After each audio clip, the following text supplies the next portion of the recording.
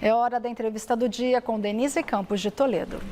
E nós vamos falar agora do marco temporal, na verdade, do projeto que tratava do marco temporal, que foi aprovado pelo Congresso, e hoje era o prazo final para o presidente Lula tomar uma decisão a respeito disso, e ele vetou esse trecho específico do marco temporal, além de outras propostas que estavam incluídas nesse projeto. Eu converso sobre isso agora com o Flávio Bastos, que é professor da Universidade Mackenzie, coordenador do Núcleo de Direitos Indígenas e Povos Quilombolas da OAB de São Paulo.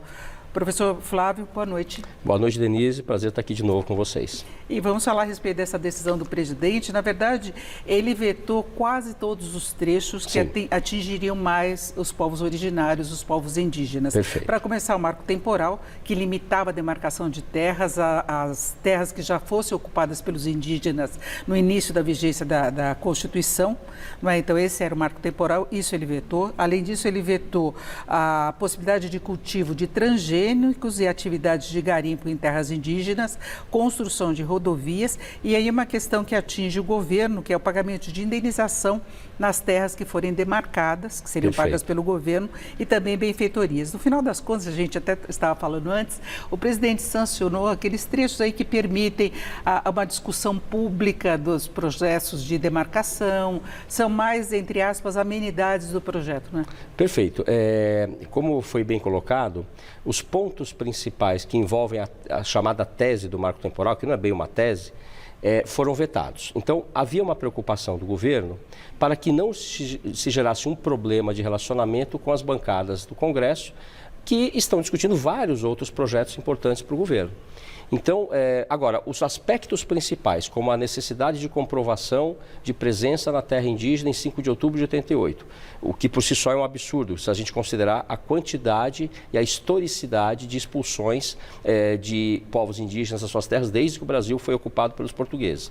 Outra que foi vetado, ou a prova de que o povo indígena estivesse litigando em juízo por essas terras. Ora, até 88, os povos indígenas não tinham titularidade jurídica para ir a juízo, viviam sob tutela, eram chamados de silvícolas, né? Que deriva de selvagens, veja o status jurídico. Então também não era possível.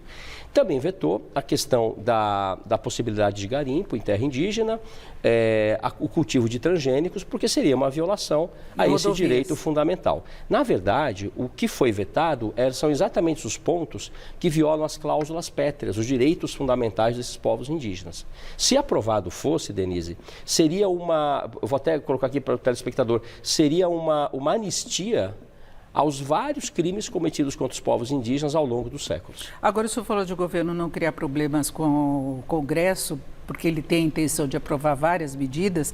Agora, a Frente Parlamentar da Agropecuária já se manifestou dizendo que vai derrubar o veto.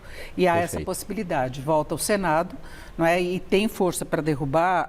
A Frente Parlamentar conta com mais de 300 deputados e 50 senadores. Então, foi uma votação ampla do marco temporal. Há possibilidade de veto, só que o Supremo já se manifestou sobre isso também, derrubando o marco temporal. Então, volta para o Supremo, no caso de veto? Então, vamos lá. E para as pessoas entenderem bem, né? Sempre numa sessão conjunta, Câmara mais Senado podem derrubar o veto do presidente da República. É o que deverá ocorrer. O veto, esses vetos que serão derrubados, dizem respeito a todo o projeto de lei 2903 de 2023, que resulta numa lei. Ela é mais ampla do que o voto do Supremo. O Supremo disse o marco temporal é inconstitucional, como inclusive já tinha feito no caso dos povos quilombolas. Só que agora, esta lei ela é mais ampla. Então, uma vez que o veto seja derrubado, deverá voltar ao Supremo Tribunal Federal, porque uma vez que derrubado for, vai se tornar lei e já vai começar a vigorar no país. Então, certamente voltará a questão ao Supremo, não só para discutir o que já foi discutido, então o Supremo já tem o precedente, o marco temporal é inconstitucional, mas também outros pontos que foram aprovados nesta lei. Eu vou dar um exemplo. O acesso às terras dos povos em isolamento voluntário. São 114 povos oficialmente reconhecidos pela FUNAI. E se coloca aí que no caso de necessidade, uma ação intermediária pública teria condições de quebrar esse isolamento. Não é? Esse era o grande risco desse projeto. Na verdade, o interesse público, diz lá o projeto. Em caso de interesse público, o Estado poderia se apossar, o governo poderia entrar nessas terras, o que é um risco existencial evidente. Porque eu costumo dizer, os povos indígenas, eles não detêm a terra, eles são a terra. Não se pode falar em cultura indígena sem terra indígena tradicional, que por conceito da nossa Constituição é aquela que, comprovado por laudos antropológicos, já pré-existe ao próprio Estado brasileiro. E vamos deixar claro, não se fala de todo o Estado brasileiro. A ministra Rosa Weber, no seu voto, foi muito clara. É uma relação direta com a terra que deve ser comprovada, de cultivo, desenvolvimento econômico dos povos indígenas, das suas crenças, dos seus relacionamentos sociais, etc. Então, o Supremo pode manter a derrubada do marco temporal, então haveria demarcação de terras independentemente da vigência da Constituição. Agora, fica ainda em discussão e pode ser discutido também pelo Supremo essas questões que o senhor colocou? Os demais pontos, certamente o Supremo dirá, o marco temporal já temos o precedente, é inconstitucional, e quanto aos demais pontos vamos discutir. Ou seja, a minha previsão é que nós permaneçamos no Supremo por mais alguns anos discutindo esse assunto. E é uma questão que está colocada na prática, porque a gente vê invasão de terras, inclusive demarcadas, não é? A gente viu toda a situação que aconteceu na Amazônia recentemente, que teve uma ação forte do governo, mas a invasão do garimpo prossegue. Prossegue. Não se respeita a área demarcada. Então, as que ainda serão demarcadas podem trazer mais discussão ainda. Perfeito. Nós temos em torno de 220 demarcações paralisadas por conta desse julgamento no Supremo que estava sendo aguardado, porque ele tem o que chama de repercussão geral. A sua decisão valerá como precedente para os outros casos.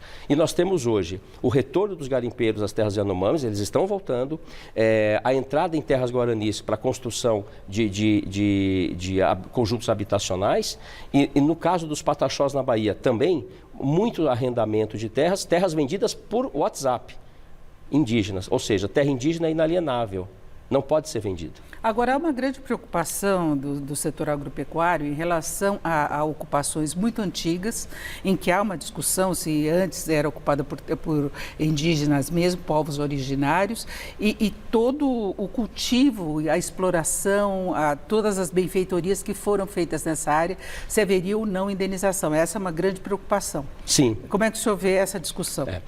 No voto do Supremo foi definido, e eu acho que o Supremo deverá manter isso, a questão das indenizações. Então, nós temos dois tipos de indenizações. A indenização por benfeitorias úteis e necessárias, benfeitorias úteis, aquelas para ampliar a utilidade do bem, do imóvel, e as necessárias, aquelas necessárias indispensáveis para conservar o bem. Essas seriam indenizáveis, além do valor da terra nua, o tal VTN, que é muito calculado para se entender o valor devido a título de imposto territorial rural.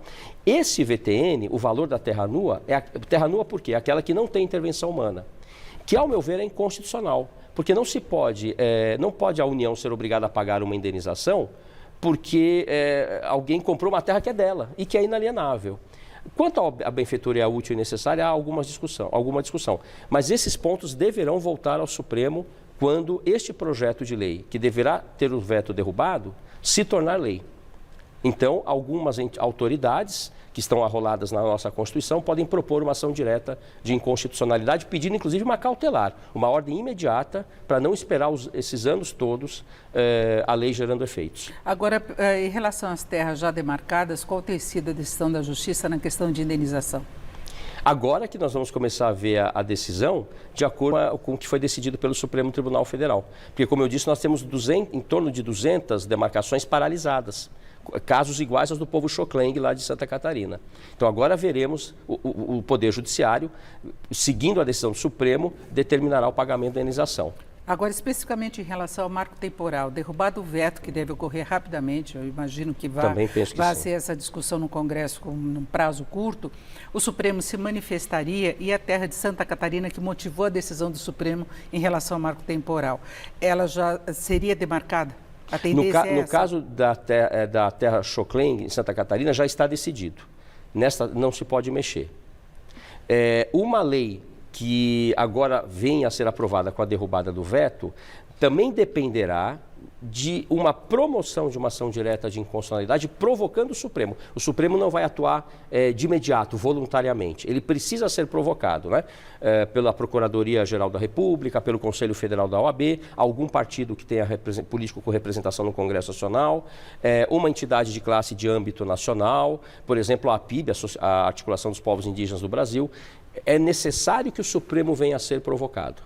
E é o que deverá ocorrer. Agora, o veto vai acontecer rapidamente, são 313 deputados, mais 50 senadores da bancada. Perfeito, eu agradeço muito a participação de Flávio Bastos, que é professor da Universidade Mackenzie, coordenador do Núcleo de Direitos Indígenas e Povos Quilombolas da OAB de São Paulo. Mais uma vez, muito obrigado, Denise. Boa noite. Boa noite, muito obrigado. Com vocês.